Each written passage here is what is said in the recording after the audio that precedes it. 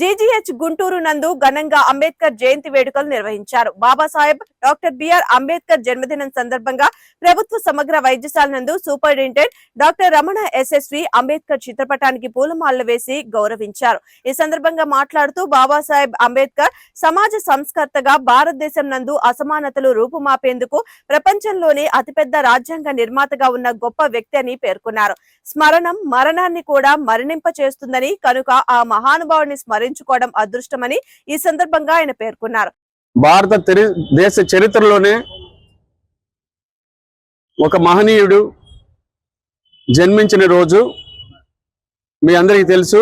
వారెవరో? వారే భారత రత్న, భారత రాజ్యాంగ నిర్మాత డాక్టర్ బిఆర్ అంబేద్కర్.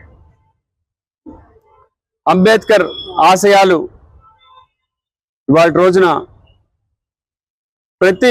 ప్రతి అడుగులోను, ప్రతి సమాజపు అడుగులోను మనకి రిఫ్లెక్ట్ అవుతూ వస్తున్నాయి. వాటి ప్రతిబింబాలు మనకు కనపడుతున్నాయి.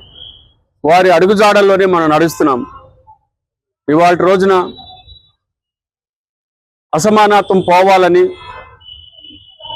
ఒక సంస్కరణల సూర్యుడిగా ఈ వెలుగుని ప్రసరింపజేసిన మహానుభావుడు డాక్టర్ బిఆర్ అంబేద్కర్.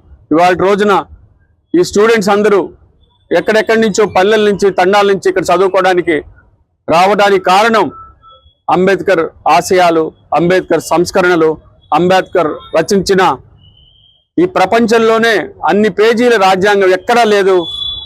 దాని సృష్టికర్తే మన Bharat Ratna doctor BR Ambedkar. So ఇలాంటి గొప్ప మహనీయుడిని కన్నా ఈ భారతమాత నిజంగా ఎంతో అదృష్టం చేసుకుంది. కాబట్టి మీరందరూ వారి ఆశయాలకు అనుగుణంగా సమాజంలో ఎక్కడ అసమానతలు ఉంటే అక్కడ మీరందరూ ఉండాలి. మీరందరూ కలిసికట్టుగా ఉండాలి. మనందరం ఒకటే, మనందరం భారతీయులం అనే ఒక గొప్ప స్ఫూర్తితోటి మీరందరూ ముందడుగు వేయాలి. అదే బాబాసాహెబ్ అంబేద్కర్ చెప్పింది. ఎందుకంటే వారు మనకిచ్చిన రాజ్యాంగంలో రిజర్వేషన్స్ అనే గొప్ప సూత్రాన్ని అందించడం వల్ల ఇవాళ రోజున ప్రతి ఒక్కళ్ళు చదువుకోవటానికి ఒక మూల కారణమయ్యారు ఆయన. అలాంటి అంబేద్కర్ 135 సంవత్సరాల క్రితము ఒక మహనీయుడి జన్మ మనకి ఒక వరంలాగా భగవంతుడిచ్చాడు. బిఆర్ అంబేద్కర్ గారు ఆయన రాసిన రాజ్యాంగము ప్రపంచ దేశాలన్నిటిలోనూ అత్యున్నతమైన స్థానంలో ఉంది.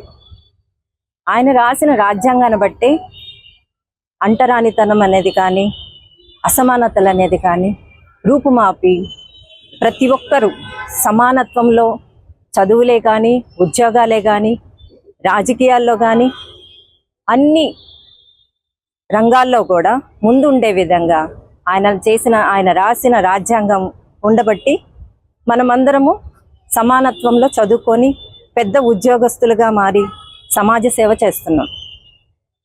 దీనికి ఘనత, గౌరవప్రదమైన నివాళులను డాక్టర్ బిఆర్ అంబేద్కర్ గారికి మనమందరం అందిద్దాం. Thank you all. కూడా ఇదే, మనుషుల్లో అసమానతలు ఉండకూడదు, అందరూ ఈక్వల్గా ఉండాలని చెప్పేసి. కాబట్టి ఈరోజు ఆ మహనీయుడి ఇచ్చిన రాజ్యాంగం స్ఫూర్తిగా ఎంతోమంది గొప్ప గొప్ప వ్యక్తులు అవుతున్నారు.